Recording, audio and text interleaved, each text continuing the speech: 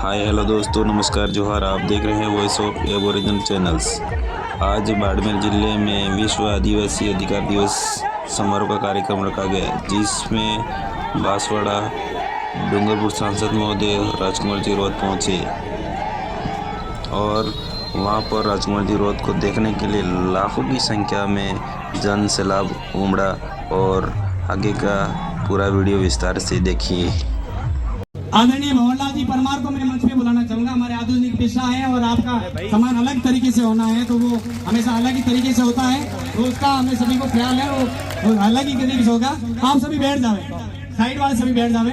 अर्जुन जी भवानी उमेदा राम जी को साफा पहना रहे हैं, भीमा राम जी मोटू सिंह जी को साफा पहना रहे हैं, भीमा राम जी, और डॉक्टर GR भील रविंद्र सिंह जी भाटी को भीमा राम जी को दें। भीमाराम जी मोटू सिंह जी को साफा पहना रहे हैं और डॉक्टर GR भील रविंद्र सिंह जी को जोरदार तालियां बजाएं इन सबके लिए। और भीमाराम जी मोटू सिंह जी को मैं आपको पुनः बता दूं, हम यहाँ जो बैठे हैं बाड़मेर जिले में सबसे अधिक जमीन भील समुदाय के नाम पर ये है 5.5 बीघा, और इसमें सर्वाधिक योगदान जो स्थानीय हमारे मोटू सिंह जी के पिताश्री रहे हैं। भीमाराम जी हमारे यहाँ के स्थानीय विधायक अध्यक्ष है, इनके प्रयासों से ये जमीन मिली है। जहाँ ये जो भव्य आलीशान आयोजन हो रहा है, उन्हें के लिए जोरदार तालियां बजाएं। अब उमेदवार राम जी का मालार्पण कर रहे हैं प्रधान साहब कमला राम जी सरपंच जैसलमेर, कमला राम जी सरपंच जैसलमेर।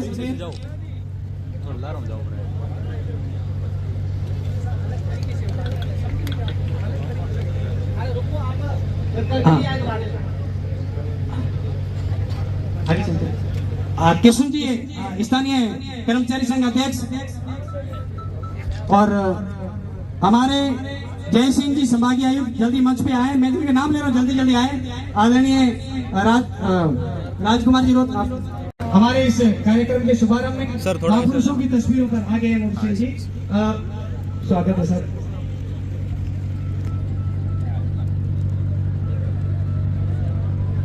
अच्छा है।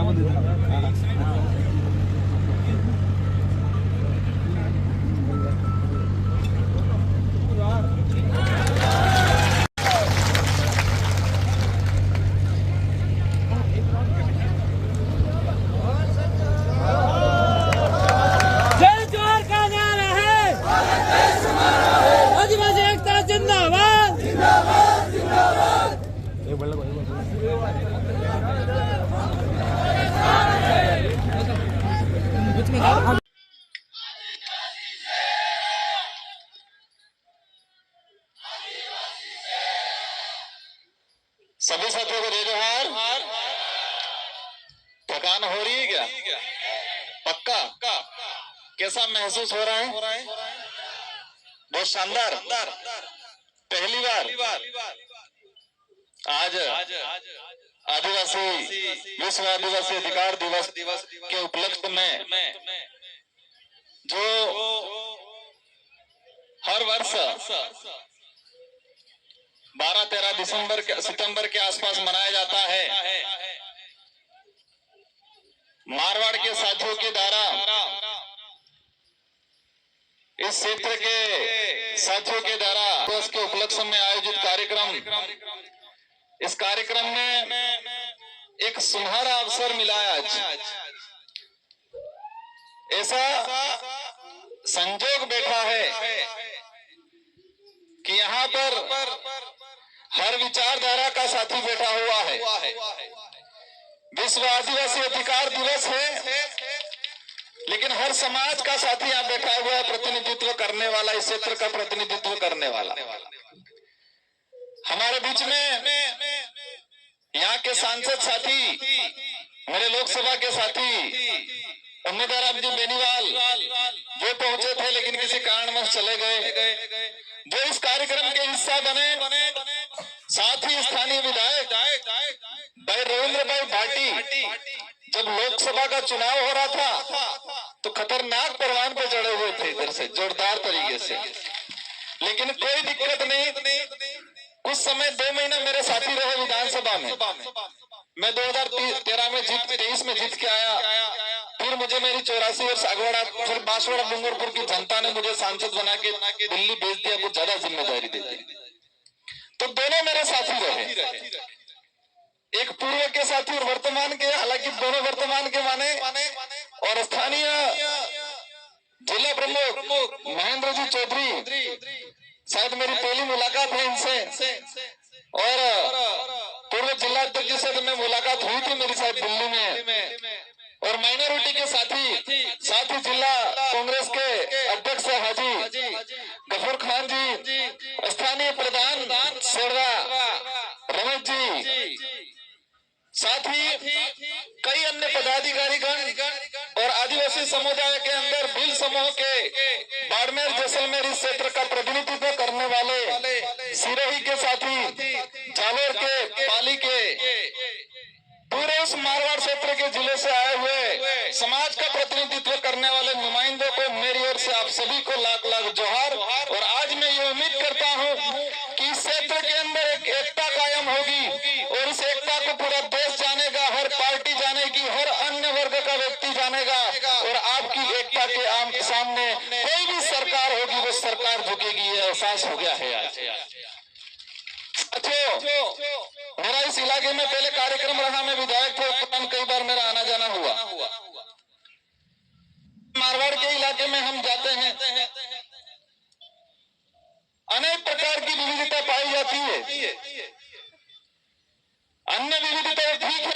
एक भी ऐसा मिला मुझे, उस साथी ने बताया कि मेरा ससुराल पाकिस्तान में था। एक बुजुर्ग आदमी मिला मुझे 80-85 साल का, उन्होंने बताया कि मेरा ससुराल पाकिस्तान के अंदर है। कई लोगों ने बताया कि मेरा खेत उधर है, और कुछ साथी मिले जिनके पास ST का सर्टिफिकेट है, किसके पास हो सकता है OBC का सर्टिफिकेट है, लेकिन वो मुझे 1960 का रिकॉर्ड लाके बता रहा है कि मेरे दादाजी भील थे। एक बड़ी विडंबना है कि हमारा कोई साथी अपनी पहचान भूल गया है, कुछ परिस्थितियां रही होगी, कोई समस्या रही होगी, या अज्ञानतावश अपनी पहचान भूल गया है। लेकिन आज ये कार्यक्रम की वजह से हर बिछड़ा हुआ साथी या कोई साथी अपनी जो पहचान भूल गया है, कागजों में इधर उधर हो गया है, सभी एक मंच पे आएंगे, ये उम्मीद आज लगाते हैं। साथियों, देश के अंदर पहले या वर्तमान में मुख्य रूप से दो नेशनल पार्टियों को जाना जाता था, एक कांग्रेस और बीजेपी। आज मैं भी एक क्षेत्रीय पार्टी से आया, लेकिन यहाँ 4 प्रकार के साथी बैठे हुए हैं। कांग्रेस के भी पदाधिकारी हैं, हो सकता है बीजेपी के भी होंगे कोई साथी, भाई मुरगली भी हैं, और हम भी एक क्षेत्रीय पार्टी से आए हैं। लेकिन आज ये कार्यक्रम है, सामाजिक कार्यक्रम है। हम सबका उद्देश्य एक ही है कि भील समुदाय का इस क्षेत्र में भला कैसे करें, इनकी समस्या का समाधान कैसे करें, और समाधान करने से पहले इनकी समस्या क्या है उसको जाने, ये सबसे महत्वपूर्ण बात है। मुझे वो दिन याद है जब मैं 2018 में विधायक बना था और सरकार वाला उथल पुथल हो रहा था और हम जलमेर आए थे। उस समय हमारे जैसलमेर जोधपुर के कोई साथी हमें मिले, मैंने अशोक गहलोत जी से मुलाकात करवाई और ये 2-4 मांगों को लेके, DTSO को लेके, एक एग्रीकल्चर वाली भाई साथी ने बताया था, और दूसरी मांग उन्होंने कही थी हमारा अलग से बोर्ड गठित होना चाहिए। हमने गहलोत जी को प्रेरित किया था कि इस इलाके के अंदर ST के विकास को लेकर अलग से बोर्ड का गठन करना चाहिए, और ये आपके DTSO की बात भी होनी चाहिए। लेकिन गहलोत जी भी काम तो करते हैं, लेकिन थोड़े चालाक तो हैं, उनको जादूगर के रूप में जाना जाता है, नहीं जाना जाता है। लेकिन उन्होंने एक काम जरूर किया, उस दिन कहा भाई राजकुमार ये आपकी बात, उस समय कीर्ति भील करके वो लेडीज थे, उनको शायद अध्यक्ष बनाया, वो भी मीटिंग में थे, और गहलोत जी ने कहा मैं और मेरे साथी सीनियर साथी थे राम प्रसाद जी कि मैं मांग एक आधी पूरी जरूर करवाऊंगा। और जैसे नेक्स्ट बजट आया और उन्होंने बजट घोषणा में अपने यहाँ के लिए अलग बोर्ड की घोषणा की, और उसकी वजह से कई हमारे साथियों को फायदा मिला और छात्रावासें खुली। लेकिन मैंने कहा गहलोत जी को मजा नहीं आएगा, थोड़ा और करना पड़ेगा। मुख्य मांग ये है लेकिन सरकारें बदली है, सरकारें आती जाती रहेगी, बदलती रहेगी। हमें इस क्षेत्र के अंदर मेरा आपसे अनुरोध है कि आपको एकजुट होना है, आपको शिक्षा के लिए काम करना है। जो भी साथी, जो भी पार्टी आपके लिए काम करे उसके साथ डट के रहना, कोई भी हो। आज दो विचारधारा के साथी हैं यहाँ। उम्मीदवार राम जी आए, भाई रविंद्र जी हैं, आपके लिए सभी बराबर हैं। जीतने के बाद जनप्रतिनिधि के लिए भी सभी लोग, जनता बराबर होती है। किसने वोट दिया, किसने वोट दिया ये महत्वपूर्ण नहीं है, जनता सबकी होती है। जो जीतता है उसकी जिम्मेदारी है सबको साथ में लेके चलना। और मुझे उम्मीद है भाई रविंद्र जी से भी और उम्मीदवार राम जी से भी और जिला प्रमुख जी से भी कि इस समाज की हालत, हमारे इस इलाके में हालत खराब है। भौतिक विकास की बात आए, आपको करना है। उम्मीदवार राम जी ने 20 लाख की घोषणा की है, साथ ही जिला प्रमुख जी ने भी 10 लाख की यहाँ के लिए घोषणा की है, और भाई रविंद्र जी ने भी घोषणा की है कि मैं डीटीएस की बात को विधानसभा में उठाऊंगा। उम्मीदवार राम जी को भी कहा है, भाई रविंद्र जी भाषण दे रहे थे, पीछे से अंगुली मेरे को कर रहे थे, आप बोलो बोलो कुछ घोषणा यहाँ के लिए भी करे। मैंने कहा हमारे भाई हैं, मैं अवश्य कराऊंगा। आज नहीं तो कल भी इस इलाके के लिए, इस क्षेत्र के लिए, समाज के लिए और इस जगह के लिए रविंद्र भाई के विधायक कोटे से भी आपको पैसा देंगे, आप निश्चित रहना। क्योंकि हमें एक ही चीज करना है, जो हमें साथ देगा, जो हमारा काम करेगा, जो हमारा विकास की बात करेगा, जो हमारी समस्या का समाधान करेगा, उसके साथ डट के खड़ा रहना है। और इतिहास गवाह है कि इस कौम ने जिसी के साथ वादा किया है वो निभाया है, भले सर कट गया हो वो निभाया है। हमारे पूर्व वक्ताओं ने सारे इतिहास के पन्नों को लेकर बात बता दी आपको। हर जगह भील समुदाय ने किसी को आश्वासन दिया है, किसी को वचन दे दिया है तो साथ में खड़ा रहा है, परिणाम की चिंता नहीं की है। हमारा ताजा उदाहरण हम देख सकते हैं, ताजा उदाहरण तो नहीं कहेंगे लेकिन लेटेस्ट नजदीक का उदाहरण हमारा, जब महाराणा प्रताप को आज पूरे देश के अंदर एक महान राजा के रूप में जाना जाता है। देश के इतिहास में पढ़ा जाता है कि जब मुगलों का राज था उस दौरान सारे देश के राजाओं ने मुगलों की अधीनता स्वीकार कर ली, लेकिन राणा प्रताप ऐसे एक व्यक्ति थे जिन्होंने मुगलों की अधीनता स्वीकार नहीं की। ये इतिहास के पन्नों में पढ़ाया जाता है और इसीलिए उनको राणा प्रताप से उनको महाराणा प्रताप कहा जाता है पूरे देश के अंदर। लेकिन उस इतिहास के तह में जाएं, उस समय उनके साथ कंधे से कंधा मिला के कौन खड़ा था? राणा पूजा राज था उस दौरान सारे देश के राजाओं ने मुगलों की अधीनता स्वीकार कर ली, लेकिन राणा प्रताप ऐसे एक व्यक्ति थे जिन्होंने मुगलों की अधीनता स्वीकार नहीं की। ये इतिहास के पन्नों में पढ़ाया जाता है और इसीलिए उनको राणा प्रताप से उनको महाराणा प्रताप कहा जाता है पूरे देश के अंदर। लेकिन उस इतिहास के तह में जाएं, उस समय उनके साथ कंधे से कंधा मिला के कौन खड़ा था? राणा पूजा भील की सेना खड़ी थी और एक मुस्लिम सेनापति था हकीम का सूरी, वो डट के खड़े हुए थे। पिछली बार में विधायक था, विधानसभा के अंदर 2019 में हंगामा खड़ा हुआ। पूर्व सरकार थी भाजपा ने, उन्होंने एक पाठ्यक्रम के अंदर संशोधन करने का प्रस्ताव भेजा कि महाराणा प्रताप और अकबर की लड़ाई धर्म की लड़ाई थी। हम सब ने खुल के विरोध किया, वो धर्म की लड़ाई नहीं थी, वो सत्ता की लड़ाई थी। क्योंकि महाराणा प्रताप के साथ भील खड़ा था, मुसलमान भी था और अकबर की तरफ से मान सिंह था, तो धर्म की लड़ाई नहीं हो सकती है। इसलिए कई बार हम पे आरोप लग जाते हैं कि राजकुमार तो धर्म विरोधी है। धर्म प्यार, स्नेह, सच्चाई स्वीकारता है, धर्म झूठ नहीं सिखाता है। उस समय हमने आश्वासन दिया था, जब महाराणा प्रताप जंगलों में आए, आदिवासी समुदाय ने स्वीकार किया, उनको कहा आप हमारे राजा हो, हम आपके कंधे से कंधा मिला के लड़ेंगे, हम सर कटाएंगे। और उस समय उनके भाई थे शक्ति सिंह और जगमाल। शक्ति सिंह जी ने कहा भीलों को, कई लोगों को, कि अपनी जान ही नहीं रहेगी तो राज रह के क्या मतलब रहेगा। तो उस समय भीलों ने कहा शक्ति सिंह जी को कि हम जान की परवाह नहीं करते, हम जबान की परवाह करते हैं, क्योंकि हमने महाराणा प्रताप को जबान दिया है। और शक्ति सिंह और जगमाल दोनों चले गए मान सिंह जी के पास, लेकिन राणा पूजा भील की हाकिम खां सूरी की सेना कहीं नहीं गई और डट के रही। और आज पूरे देश के इतिहास के पन्नों में पढ़ाया जाता है कि राणा प्रताप एक ऐसे व्यक्ति जो मुगलों से नहीं डरे। ये पहले से संबंध बनाया है।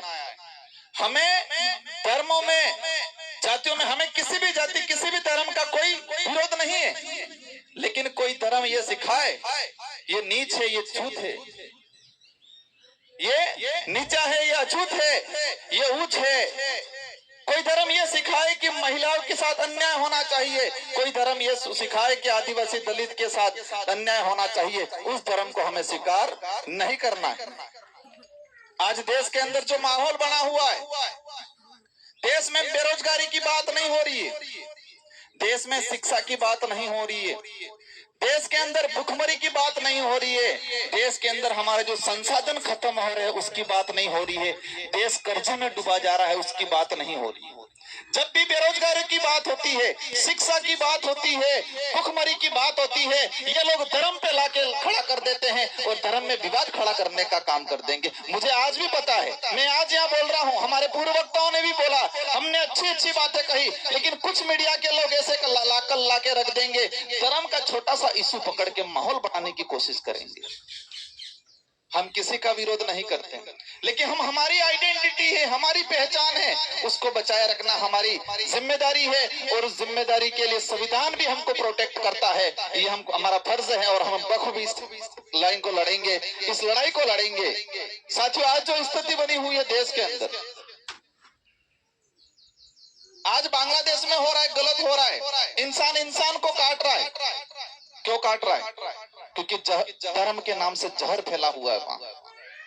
मणिपुर के अंदर आदिवासी मारा गया, मैतेई समुदाय और कुकी समुदाय, दोनों समुदाय आदिवासी आपस में लड़े गए, लड़े ठीक है, आपस में मार के खा रहे, ये कंडीशन बन गई। आपस में एक दूसरे की महिलाओं के साथ अन्याय कर रहे हैं, आप सबने देखा होगा, कहने की जरूरत नहीं है। वो किसकी वजह से हो रहा है? धर्म की वजह से हो रहा है। देश में वर्तमान एक ही माहौल बना हुआ है, जो एसटी, एससी, ओबीसी या दलित या जो भाईचारे से रहने वाला समाज है उसको आपस में लड़ाओ। और वर्तमान में एक बहुत बड़ा मामला हुआ, उस मामले में हमारे आदिवासी भाई भी आपस में लड़ना शुरू कर दिया, थोड़ा वैचारिक रूप से। हुआ कि नहीं हुआ? अभी सुप्रीम कोर्ट का जजमेंट आया, मैंने भी ट्वीट किया और मैंने विरोध किया कि सुप्रीम कोर्ट का जजमेंट, ये सुप्रीम कोर्ट का जजमेंट फूट डालो राज करो नीति वाला जजमेंट है। बाड़मेर की तरफ से भी कमेंट आए कि राजकुमार जी थोड़ा गलत बोल रहे हैं। आए कि नहीं आए थे? मुझे तकलीफ नहीं है, क्योंकि आपको इसकी सच्चाई नहीं पता, इसलिए किसी साथी ने किया होगा। वो जजमेंट क्या कह रहा है? वो जजमेंट ये कह रहा है कि कोटे में कोटा करेंगे, क्रीमी लेयर लागू करेंगे। सुप्रीम कोर्ट का जजमेंट आया, पूरे देश में माहौल बना। अंत में होता क्या है? एसटी, एससी के लोग ही आपस में टकराने लग गए। कुछ लोगों ने समर्थन किया, कुछ ने विरोध किया। वो जजमेंट ये कह रहा है कि राजस्थान के अंदर उपजातियों में विभाजन हो जाए, भील अलग हो जाए, गरासिया अलग हो जाए, संथाल अलग हो जाए, सहरिया अलग हो जाए, मीणा अलग हो जाए, डामोर अलग हो जाए। सुनने में अच्छा लगता है, लेकिन राजस्थान के अंदर ही मीणाओं का अलग हो गया, स्वीकार है, अच्छा लगेगा हमको, क्योंकि हमको अवसर मिलेगा। लेकिन भीलों का अलग हुआ तो बाड़मेर वाले भील डूंगरपुर वालों से लड़ेंगे कि नहीं लड़ेंगे? क्या डूंगरपुर वालों की कंपटीशन बाड़मेर वाले कर पाएंगे पढ़ाई के मामले में? ये कभी पॉसिबल नहीं है और ये लोग करेंगे भी नहीं। लेकिन आपस में देश लेवल पे जो एकता बन रही है हमारी, उस एकता को तोड़ने का काम कर रहे हैं ये लोग। हमारे खेरवाड़ा और ऋषभदेव के भाई जो भील हैं लेकिन कागजों में आज मीणा बन के बैठे हुए हैं, वो कहां जाएंगे? हमने लंबे समय से डिमांड कर रहे हैं, मैंने ट्वीट किया था, अगर सच में इस पिछड़े समुदाय को, रेगिस्तान इलाके के पिछड़े हमारे भील भाइयों को रिजर्वेशन देना है, या डूंगरपुर के क्षेत्र को, या शहर या बारा के क्षेत्र को अगर सच में प्रशासनिक सेवा में आपको देना है, या किसी भी सेवा में अगर फायदा देना है, तो आपको क्षेत्र के आधार पर बंटवारा करो। डीटीएस की मांग अपने क्षेत्र के आधार पर ही है। रेगिस्तान इलाके के अंदर रहने वाले ट्राइबलों को अलग से रिजर्वेशन दिया जाए, वहां से लगा के सिरोही तक का इलाका अलग से छटनी कर दिया जाए। इसके अंदर जितने एसटी की संख्या है 12% में से अगर 4% 5% है, 5% अलग कर दिया जाए। वो ठीक रहेगा कि आपस में लड़ने वाला ठीक रहेगा? यहाँ के हमारे बिलों को मिलेगा, लेकिन मध्य प्रदेश के अंदर तो बिल बाहर हो रहा है। आपस में लड़ाने का। सेकंड नंबर पे कह रहे क्रिमिनल लागू करेंगे, मार साहब बन गए नौकरी, उनके बच्चों को आरक्षण नहीं मिलेगा, ये कह रहे हैं। अब आरक्षण पे कुटाराघात होगा तो मार साहब लड़ाई लड़ेंगे, आपको जागरूक कराएंगे। आज ये कार्यक्रम सफल बनाया, हम सबको बुलाया। ये शिक्षित वर्ग, नौकरी पैसे वाला वर्ग नहीं होता कि हमको यहाँ बुलाते ही। हम आपको और हम सबको मिलाने का काम, इन सबको हमको मिलाने का काम शिक्षित वर्ग, नौकरी वाले पैसे वाले लोगों ने किया ना जी। लेकिन वो सुप्रीम कोर्ट का जजमेंट कह रहा है क्रिमिनल लागू करेंगे, जो एक बार जिसको नौकरी मिल गई उसके बच्चे को नहीं मिलेगी। और मार साहब तो नौकरी लग गए, तो मार साहब इनके बच्चे को क्या बनाने के लिए तैयारी करा रहे हैं? या तो आरएस बनाएंगे, आईएएस बनाएंगे, डॉक्टर बनाएंगे, उसके लिए तैयारी करवा रहे हैं। अब थर्ड ग्रेड बन गए, अब बच्चा कुछ नहीं बनेगा। जब आरक्षण पे कुठाराघात होगा, सबसे पहले पता किसको लगेगा? जो गांव में खेती कर रहा है उसको पता चलेगा, कि पढ़ा लिखा नौकरी कर रहा है उसको पता चलेगा। मुझे एक बात बताओ कि जब भी आरक्षण पे कुठाराघात हुआ तो सबसे पहले किसको पता चलेगा? जो नौकरी कर रहा है, समझदार है, उसको पता चलेगा। गांव में मजदूरी कर रहा है उसको पता चलेगा। और नौकरी वालों को पता चला कुठाराघात हो रहा है, लेकिन इसको ये दिमाग में आएगा कैसे मेरे को नहीं मिलने वाला है, आपको बताएगा और नहीं बताएगा, आप लड़ पाओगे? देश के हालात ऐसे हैं। मैंने भी लोकसभा में क्वेश्चन लगा के निकलवाया है। जितने IIT कॉलेज हैं, जितने जो IIT हैं, इन IIT में एसटी का प्रतिनिधित्व 0.60% है।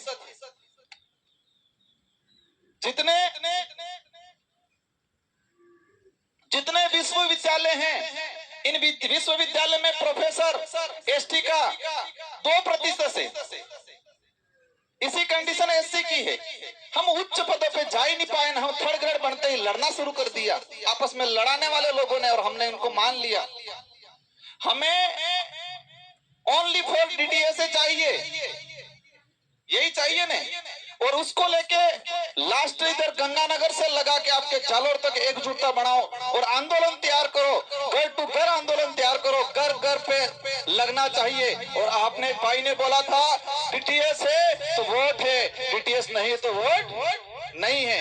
ये मुहिम चलानी पड़ेगी, हम सब साथ देंगे। मुझे उम्मीद है हमारे मंच पे बैठे हुए अन्य पार्टी के साथी भी साथ देंगे। इसमें किसी को नुकसान नहीं है, किसी को नुकसान थोड़ी है, किसी पार्टी को नुकसान नहीं है, किसी समुदाय को नुकसान नहीं है, ST को भी अंदर नुकसान नहीं है। ये डिमांड है हमारी, उस डिमांड को पुरजोर तरीके से हमको आगे ले जाना है। साथियों, देश के अंदर जो माहौल बना हो, जल जंगल जमीन के हम नारे लगाते बात करते, लेकिन जमीनों के जो हाल हैं, पिछले 5 साल के अंदर टाइगर प्रोजेक्ट के नाम से पूरे देश के अंदर 2.5 से 3 लाख आदिवासियों को रिकॉर्डली विस्थापित किया गया। रिकॉर्डली कागजों में सरकार का आंकड़ा है। अब आप समझ लो, रिकॉर्डली अगर 3 लाख आदिवासी विस्थापित हुए तो जो वहां पे पिलाना या फॉरेस्ट में बिना रिकॉर्ड के कितने लोग रह रहे होंगे? जस्ट डबल संख्या, मान लो 5 लाख आदिवासी लगभग पिछले 5 सालों के अंदर टाइगर प्रोजेक्ट के नाम से विस्थापित हो गए। हमारा इतिहास इतना भयंकर है कि हम देखते हैं हर जगह हर इलाके में किसी से भी लड़े हम लोग, लेकिन स्वाभिमान के लिए लड़े हैं, हक के लिए लड़े हैं। और एक ये सच्चाई है, सबको स्वीकार करना पड़ेगा कि आदिवासी ने सबका साथ दिया, आदिवासी ने कभी किसी का शोषण नहीं किया। इस देश के इतिहास में उठा के देखेंगे, आदिवासी बहुसंख्यक रहा होगा, कोई एक अन्य को कम्युनिटी का एक घर क्यों नहीं होगा, उसको प्रोटेक्शन दिया होगा, कभी उसके साथ अन्याय नहीं किया होगा। वो हमारे ब्लड में है। लेकिन कई बार देखने में आता है इस इलाके के अंदर एट्रोसिटी होती है, मूछ रखने पे मारा जाता है, अच्छी बात करने के लिए मारा जाता है, स्कूल में पानी पीने जाए ST SC का आदमी छूने से मारा जाता है। लेकिन ये मुझे बाड़मेर में अच्छा लगा कि ये चीजें बाड़मेर में ज्यादा नहीं हो रही है। और मैं सभी समुदाय के साथियों को धन्यवाद देना चाहूंगा और आपसे अनुरोध करना चाहूंगा कि ऐसी घटनाएं हमारे इलाके में नहीं होना चाहिए। इंसानियत, मानवता सबसे बड़ा धर्म है। इंसान से बड़ा, मानवता से बड़ा दूसरा कोई धर्म नहीं होता। और जो धर्म इंसान से नफरत सिखाता है वो धर्म नहीं हो सकता, वो धंधा है। जो धर्म इंसान को इंसान से नफरत सिखाता है, इंसान में भेद करता है, वो धर्म नहीं हो सकता, वो एक धंधा है। और उस धंधे की दुकान को इस बार शटर लगाएंगे पूरे देश के अंदर, ये इस बार ठान के जा रहे हैं अपन लोग। क्योंकि ये मुहिम, ये लड़ाई डूंगरपुर, बांसवाड़ा, बाड़मेर तक नहीं, ये चिंगारी पूरे देश में हर कोने में लगना शुरू कर दी है। और ये सिर्फ आदिवासी समुदाय अकेला ही नहीं, साथ में अन्य समुदाय, अन्य वर्ग के लोग जो मानवता में विश्वास करते हैं, वो सारे लोग अपने साथ खड़े हैं। और आने वाले समय में एक बड़ी क्रांति होगी इस देश के अंदर। और मैं चाहूंगा आने वाले समय में 10-15 साल बाद धर्म के नाम से कोई लड़ाई नहीं लड़ेगा। आपसी लड़ाई हो सकती है कोई, लेकिन जो नफरत पैदा की है देश के अंदर, उस नफरत को खत्म करने का काम करना है। साथियों, तीनों साथियों ने घोषणा की है, मैं वहां का सांसद रहा, मैं बजट तो नहीं दे सकता, लेकिन अवश्य आपकी हर लड़ाई में आगे खड़ा रहूंगा। और मैं, मेरे साथी भाई रविंद्र जी है, उनको भी हाथ पकड़ के कहूंगा, हमारे समुदाय के, हमारे क्षेत्र के लिए करना पड़ेगा पूरा। जिला प्रमुख जी हैं, साथ ही हमारे सांसद महोदय हैं, उनको भी कहूंगा। और मुझे उम्मीद है कि मेरी बात को, आप सबकी बात को ये नहीं टालेंगे और आपका हर काम करेंगे। इन्हीं शब्दों के साथ आप सबको खूब खूब धन्यवाद। हमारे बच्चों को पढ़ाओ। अगर हम भी पढ़े नहीं होते तो आज यहाँ नहीं आते। मैं पढ़ा लिखा नहीं होता, मैं विधायक बना दिया होता, यहाँ सांसद बना दिया होता, मैं विधायक गिरी, सांसद गिरी नहीं निभा पाता। इसलिए बच्चों को पढ़ाओ।